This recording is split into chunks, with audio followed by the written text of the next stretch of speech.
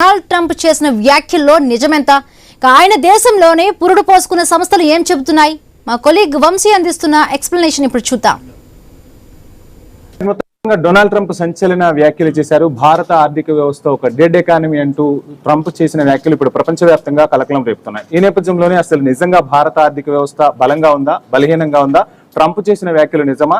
అదేవిధంగా ట్రంప్ ఏవైతే వ్యాఖ్యలు చేశారో ఆ వ్యాఖ్యలకు కౌంటర్ గా భారత్ నుంచి ఉన్న రాజకీయ నాయకులతో పాటు ఆర్థిక వ్యవస్థలు కూడా కౌంటర్ ఇచ్చారు.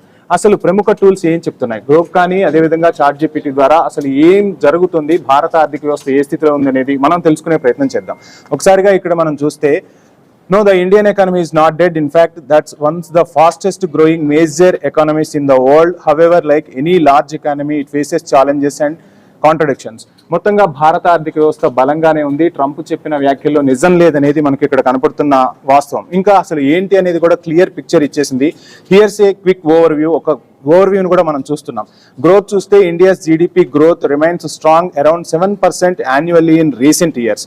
It recently becomes the first largest economy in the world overtaking the UK, United Kingdom. మొత్తంగా భారత ఆర్థిక వ్యవస్థ 4వ ప్లేస్కి వచ్చింది. 4 నుంచి 3వ అతిపెద్ద ఆర్థిక వ్యవస్థగా, ప్రపంచంలోనే 3వ అతిపెద్ద ఆర్థిక వ్యవస్థగా భారత్ అవతరించుతుంది అన్నది మన నాయకులతో పాటు అదేవిధంగా నివేదికలు చెప్తున్న విషయాలు కూడా స్పష్టంగా మనకి ఇక్కడ కనిపిస్తున్నాయి. సో ఆ సెక్టార్స్ అంటే భారత ఆర్థిక వ్యవస్థ ఇంత బలంగా ఉండటానికి ఏ సెక్టార్స్ యూజ్ అవుతున్నాయి కూడా ఇక్కడ మనకు క్లియర్ పిక్చర్ అయితే కనపడుతుంది. Sectors like technology, pharmaceuticals, digital services and infrastructures are expanding rapidly. So భారత్లో ఉన్న టెక్నాలజీ కానివ్వండి, ఫార్మాస్యూటికల్ కానివ్వండి, డిజిటల్ సర్వీసెస్ కావచ్చు, ఇన్ఫ్రాస్ట్రక్చర్ కావచ్చు, ఫాస్టెస్ట్ గ్రోత్ అవుతున్నాయి. ఇవన్నీ కూడా భారత ఆర్థిక వ్యవస్థకు ఊతమిస్తున్నాయంటూ కూడా ఇక్కడ మనకు చెప్తున్న పరిస్థితి. అయితే ఇదే సిచ్యువేషన్స్ లో అసలు ఛాలెంజెస్ ఏమున్నాయి అంటే unemployment, inequality, agriculture, disasters. So ఇవన్నీ కూడా కామన్ గా జరిగేవే. భారత్లో జనాభా ఎక్కువ ఉంటారు. వచ్చే యువత అంటే కాలేజీలు పూర్తి చేసుకుని వచ్చే యువత అందరికీ కూడా ఉపాధి అవకాశాలు కల్పించడం కొంతవరకు క్రిటికల్ గా ఉన్న పరిస్థితి. కానీ పెట్టుబడులు ఎక్కువగా రావడం వల్ల ఉపాధి కల్పించేందుకు కూడా ప్రభుత్వాలు చర్యలు తీసుకున్నాయి. ఇన్ఈక్వాలిటీ సంబంధించి కూడా ప్రభుత్వాలు పథకాలు ఇస్తున్నాయి. భారత్లో రాష్ట్ర ప్రభుత్వాలతో పాటు కేంద్ర ప్రభుత్వం ఇచ్చే పథకాలు కూడా భారత్లో ఉన్న ఆర్థిక అసమానతలను తగ్గించేందుకు కృషి చేస్తున్నాయి అనేది కూడా మనకి ఇక్కడ కనపడుతుంది. ఇక అగ్రికల్చర్, డిజాస్టర్స్ నార్మల్ గా భారత ఆర్థిక వ్యవస్థకు వెన్నుముకే వ్యవసాయంగా చెప్తూ ఉంటారు. అటువంటి వ్యవసాయంలో కొన్ని ఒడిదుడుకులు కామన్ గా ఉంటాయి.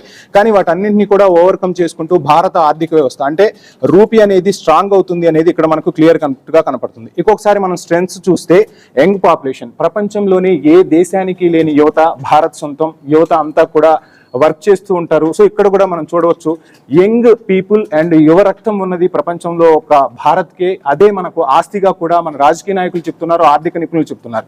ఈ యువశక్తిని సరిగ్గా ఉపయోగించుకుంటే భారత్ ఇంతకుముందు మనం మాట్లాడుకున్నట్టు ప్రపంచంలో 3వ అతిపెద్ద ఆర్థిక వ్యవస్థగా కాదు, రాబోయే రోజుల్లో మొదటి స్థానానికి కూడా ఎగబాకటం పెద్ద కష్టమేమి కాదు అనేది కూడా ఆర్థిక నిపుణులు చెప్తున్నమాట. ఇంకొక విషయాన్ని చూస్తే a growing digital economy with platforms like UPI, revolutionising payments విషయంలో కూడా మనం డిజిటల్ పేమెంట్స్ వైపు అడుగులు వేస్తున్నాం. ఆ విధంగా ప్రతిదీ కూడా అకౌంటబిలిటీ అనేది భారత్లో ఉంటుంది. ఒకప్పటికి ఇప్పటికీ పరిస్థితులు పూర్తిగా మారిపోయాయి. ఊరిలో ఉన్న ఒక చిన్న కొట్టు నుంచి సూపర్ మార్కెట్స్ కాదు, పెద్ద పెద్ద మాల్స్ వరకు కూడా ఈరోజు డిజిటల్ పేమెంట్స్ యూజ్ చేస్తున్న పరిస్థితి మనందరం కూడా చూస్తున్నాం. దీన్నే మనం డిజిటల్ విప్లవంగా కూడా చెప్తూ ఉన్నాం.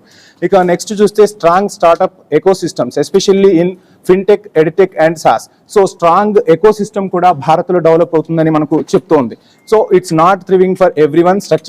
స్ట్రక్చరల్ రీఫార్మ్స్ అనేవి వస్తూ ఉన్నాయి. It's more accurate to say economy is growing అని చెప్తోంది. అంటే భారత ఆర్థిక వ్యవస్థ ఎక్కడా కూడా డౌన్ అయ్యే పరిస్థితులు లేవు, ఇంకా రానున్న రోజుల్లో ఎదిగే పరిస్థితి అని కనపడుతుంది. దీన్ని బట్టి మనం ఏమర్థం చేసుకోవచ్చు అంటే ట్రంప్ టెంపరీగా చేసే కమెంట్స్ కనపడుతూనే ఉన్నాయి. భారత ఆర్థిక వ్యవస్థను చూసి ఒక రకంగా అగ్రరాజ్యం భయపడుతుందన్న పరిస్థితి కూడా కనిపిస్తుంది. ఇక మరో ప్రముఖ టూల్ మనం గ్రూప్ నుంచి కూడా చూసే ప్రయత్నం చేద్దాం. The Indian economy is far from dead. In 2025, India is the world's 4th largest economy by nominal GDP. So భారత జీడిపి పెరుగుతూ ఉంది, డాలర్తో పోటీ పడుతూ ఉంది. ఓ రకంగా 2025లో భారత్ ఆర్థిక వ్యవస్థకు వచ్చిన ప్రమాదం ఏమీ లేదని కూడా చెప్తున్నారు.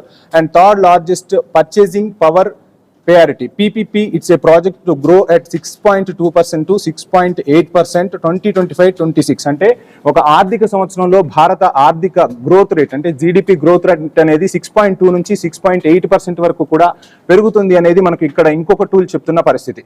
సో ముఖ్యంగా మనం ఏ టూల్ ని చూసినా ఎక్కడ మనం అబ్జర్వ్ చేసినా కానీ భారత ఆర్థిక వ్యవస్థ రోజు రోజుకు పెరుగుతుంది.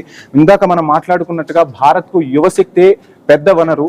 కావాల్సిన మౌలిక వసతులు ఉన్నాయి, ఆర్థిక వనరులు ఉన్నాయి. వీటన్నింటినీ స్ట్రీమ్ లైన్ చేసుకుంటే ఖచ్చితంగా భారత్ ప్రపంచంలో నెంబర్ 1 స్థానానికి ఎదిగే రోజులు త్వరలోనే ఉంటాయి. ఆ బ్రిక్స్ సమావేశాలు జరిగినప్పటి నుంచి కూడా మనం ట్రంప్ని చూడొచ్చు. ఒక రకంగా తన విమర్శలు ఎక్కువ పెడుతూ ఉన్నాడు. అంటే డాలర్కు ప్రత్యామ్నాయంగా మరొక కాయిన్ అంటే మరొక రూపీ కానీ లేదంటే బ్రిక్స్ కి సంబంధించి ఒక కొత్త ఆర్థిక వ్యవస్థను తీసుకురాకపోతున్నారు. డాలర్ పెత్తనం అనేది ప్రపంచ దేశాల్లో తగ్గిపోతుందనేది ట్రంప్ పట్టిన భయం. అంటే ఒక రకంగా స్వదేశంలో విమర్శలు ఎదుర్కొంటూ ఉన్నాడు. బయటి దేశాలపై ఏదో ఒకటి చేసి తన పదవిని కాపాడుకునే ప్రయత్నంలో భారత్ లాంటి దేశాలపై కూడా అక్కసు వెళ్ళగొక్కుతున్న పరిస్థితి అయితే కనిపిస్తుంది. నిన్నటికి నిన్న భారత్కు సుంకాలు విధించిన ట్రంప్ దాయాది దేశం పాకిస్తాన్కు కొన్ని విషయాల్లో సుంకాలను తగ్గించిన పరిస్థితి కూడా మనం చూస్తున్నాం. సో ట్రంప్ కానివ్వండి, ఇంకొక దేశం కానివ్వండి, భారతీయులందరం కూడా ఒకటి గుర్తుంచుకోవాలి, కష్టపడి పనిచేయటం అనేది మన బ్లడ్ లోనే ఉంది. కాబట్టి భారత్కు ఎన్ని ఒడిదుడుకులు ఎదురైనా ఇటువంటి సుంకాలన్నీ కూడా ఏం చేయవు. ఈరోజు ఆర్థిక మంత్రి కానివ్వండి, అదేవిధంగా విదేశీ వ్యవహారాల శాఖ మంత్రి జయశంకర్ కానీ వీళ్ళందరూ చేసిన వ్యాఖ్యలు కూడా చూస్తే మౌనంగా ఉంటూ మన పని మనం చేసుకుంటూ పోతే భారత ఆర్థిక వ్యవస్థకు ఎటువంటి డోకా లేదని కూడా ఆర్థిక నిపుణులతో పాటు రాజకీయ విశ్లేషకులు చెప్తున్నమాట. ఇది ఇవాల్టి యొక్క స్పెషల్ డ్రైవ్ మీకు చూపించే ప్రయత్నం ఐ న్యూస్ చేసింది ఎక్స్క్లూజివ్ గా. అంటే ఒక నాయకుడు ఒక కమెంట్స్ చేస్తే ఆ కమెంట్ వెనుక ఉన్న ఫ్యాక్ట్ చెక్ చేసుకోవాల్సిన బాధ్యత మనందరిపై కూడా ఉంటుంది అనేది ఐ న్యూస్ మీకు క్లియర్ కట్ గా చూపించే ప్రయత్నం చేసింది.